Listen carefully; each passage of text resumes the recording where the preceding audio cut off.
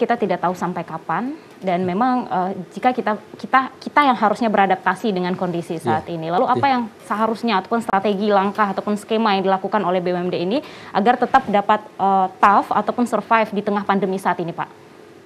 Iya, jadi memang men-setting ulang bisnis ya. Jadi kalau kita perhatikan di sini, saya berkeyakinan misalnya BUMD di bidang agrobisnis ya. Nah, itu lebih kecil dampaknya. Di pandemi saat ini? Iya, pandemi saat ini. Karena bagaimanapun ya kan, hasil-hasil produksi pertanian itu masih sangat laku kan. Kemudian terakhir kami kan mengadakan riset-riset kecil lah terkait dengan bagaimana kondisi pasar produk pertanian itu relatif tidak terpengaruh. Cuma memang yang ini ya kan, terakhir kami kan mempelajari bahwa untuk daerah Sumbagut ya, Sumatera bagian utara, itu episentralnya sekarang sebenarnya di Belawan, Bu. Di Belawan, Medan? Belawan, Medan. Jadi seluruh ekspor produk pertanian itu di Belawan. Maka kemudian ini harus menjadi orientasi pemerintah juga ke depan. Bahkan kalau saya mengatakan justru sekarang lebih strategis membangun jalan tol ke Belawan ketimbang misalnya ke Pekanbaru gitu.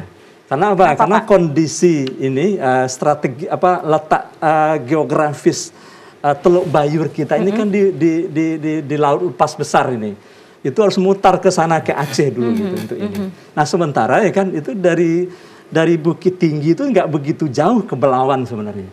Bahkan teman saya mengatakan di situ seluruh eksportir dan importir produk pertanian yang itu mereka mencari kan sumbernya dari Sumbagut itu punya cabang di Medan gitu mereka itu. Ya kan? Dan itu mudah, makanya terakhir saya diundang untuk ketemu dengan mereka gitu. Sampai seperti itu ya. Artinya apa? Ini kan potensi ke depan. Apapun yang kita hasilkan. Saya sempat tanya gitu. Apa yang mereka beli? Semuanya dibeli Pak Adli gitu. Apa yang ada gitu? Mau jahe, mau apa gitu. Kelapa gitu. Terakhir dibilang kan ada kelapa yang diserut kemudian dimasukkan ke dalam didinginkan gitu. Ya kan kelapa muda yang diserut ya kan, itu pun diekspor sekarang gitu. Kan luar biasa kan, itu semuanya bisa kita tanam gitu. Ya kan kemudian apa pinang gitu kan, manggis gitu. Nah, sebenarnya yang jadi problem adalah bahwa kondisi pertanian kita itu belum berorientasi ke situ. Nah, kita harus mulai nih. Maka menurut saya ini BUMD bisa menjadi ini nih, yang terdepan memulai. Jadi nanti dia akan mengajak nanti petani-petani di sekitarnya.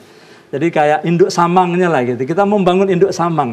Sekarang petani itu tidak ada induk samangnya Pak Dewan.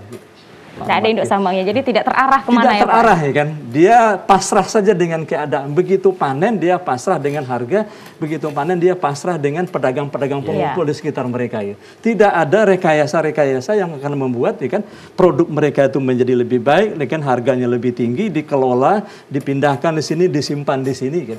Nah, ini yang menurut saya sangat prospek sebenarnya dalam kondisi pandemi ini. Ya, dan bahkan tidak jauh-jauh ya kan, kita antar daerah saja begitu. Daerah. Misalnya kan saya perhatikan daerah-daerah di Sumbar itu berbeda-beda dia. Misalnya daerah Solok banyak padi, sawah gitu. Di sini kurang. Itu kan sebetulnya bisa kita pertukarkan. Ya kan? Cuman yang anehnya ya kan seperti ini kan. Pada saat misalnya panen raya bawang, itu ternyata banyak bawang Gresik yang masuk ke sini, Bu. Ibu bisa bayangkan dari Gresik loh ke sini gitu. Itu tidak melalui jalur pelabuhan gitu. Pakai angkutan ke sini. Nah, siapa yang melakukan itu gitu? Nah, kenapa kita tidak bisa menggandeng hal itu ini gitu? Ya kan padahal di Solo ya kan itu penghasil bawang ya kan cukup terbesar juga gitu.